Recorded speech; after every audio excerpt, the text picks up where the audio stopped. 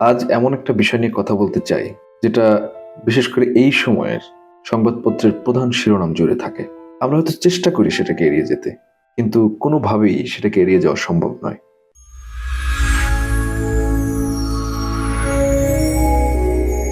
পৃথিবীটা আজ বারুদের স্তূপের উপর দাঁড়িয়ে আছে। আপনি যখনই সোশ্যাল মিডিয়া স্ক্রল করছেন কিংবা টিভি অন করছেন, কোথাও না কোথাও বোমা পড়ছে, শিশু কাঁদছে, কিংবা কোনো জনপদ ধূলিসাৎ হয়ে যাচ্ছে।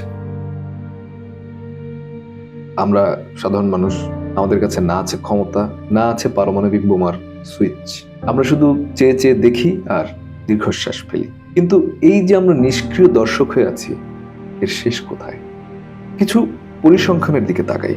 গত ২০ বছরে শুধুমাত্র ইরাক, সিরিয়া এবং আফগানিস্তানের যুদ্ধে প্রায় ৯ লক্ষ মানুষ প্রাণ হারিয়েছে, এবং সেটি সরাসরি সহিংসতায়। যদি পরোক্ষভাবে চিন্তা করি তাহলে এই সংখ্যা আরো অনেক অনেক বেশি। ইউনিসেফের দেয়া তথ্য ঘাটলে দেখা যায় প্রতি বছর যুদ্ধে হাজার হাজার শিশু প্রাণ হারাচ্ছে, এবং বিগত ৫০ বছরের ইতিহাস ঘাটলে দেখা যায় যুদ্ধে প্রায় ৪০% শিশু এবং মহিলারা আক্রান্ত হয়। এছাড়া পৃথিবীতে বর্তমানে প্রায় ১১ লক্ষ বাস্তুচ্যুত মানুষ আছে, যেটার প্রধান কারণ হচ্ছে যুদ্ধ।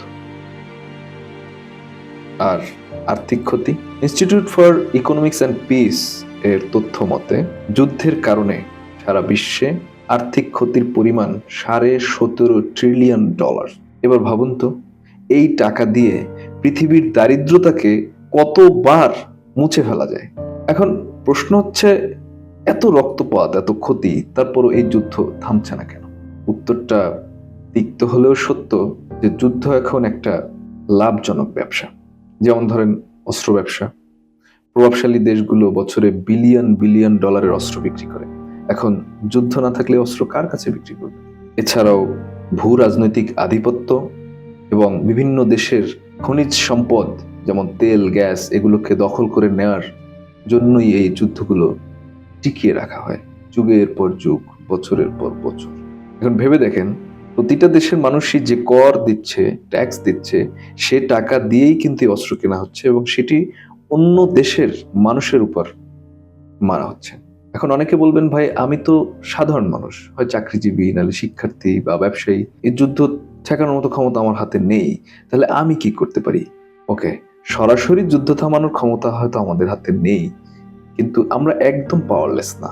পৃথিবীতে জনমত একটি অনেক বড় বিষয়, যদিও সবসময় সেটা কাজে দেয় না, কিন্তু একটা সময় পরে গিয়ে সেটা খুব শক্তিশালী একটা ভূমিকা রাখতে পারে। সেটা ইতিহাসে বিভিন্ন সময় দেখা গিয়েছে যে জনমত একটা বড় শক্তিকে কাঁপিয়ে দিতে পারে। আমাদের যতটুকু করার আছে, যে সোশ্যাল মিডিয়ায় আমার মতামত প্রকাশ করা বা আমার অবস্থান পরিষ্কার করা, ভুল তথ্য নিয়ে নাড়াচাড়া না করা, ভুল তথ্যের বিরুদ্ধে কথা বলা, এবং যে সকল কোম্পানি বা গোষ্ঠী এই পরোক্ষভাবে যুদ্ধকে উস্কে দেয় বা একে পেট্রোনাইজ করে, সেই সকল কোম্পানির পণ্য বর্জন করার নৈতিক মানসিকতা থাকা উচিত।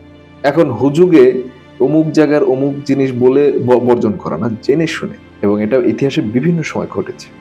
আমাদের অন্তত সব পক্ষ থেকেই এটা ভাবা উচিত যে যে পারে মিসাইলটা পড়ছে বা বোমাটা পড়ছে, সে পারে আসলে মানুষই থাকে, এবং আমাদের মতো সাধারণ মানুষই থাকে। যুদ্ধ কখনোই শান্তি বয়ে আনে না। একটা যুদ্ধ কেবলমাত্র আরেকটি যুদ্ধের বীজ বপন করে। আমরা হয়তো আজকে দূরে বসে ভিডিও দেখছি, অন্যের যুদ্ধ দেখছি, কিন্তু আগুনের ধর্ম কিন্তু হচ্ছে ছড়িয়ে পড়া। আজ হয়তো অন্যের ঘর পুড়ছে, কাল আপনার আমার ঘরে আসবে। ভালো থাকবেন, মানবিক থাকবেন। আজকের মতো বিদায়। আর যদি ভিডিওটা ভালো লাগে, লাইক শেয়ার করতে ভুলবেন না, এবং এরকম ভিডিও আরো দেখতে চাইলে ছোট্ট করে সাবস্ক্রাইব বাটনটা প্রেস করে রাখুন।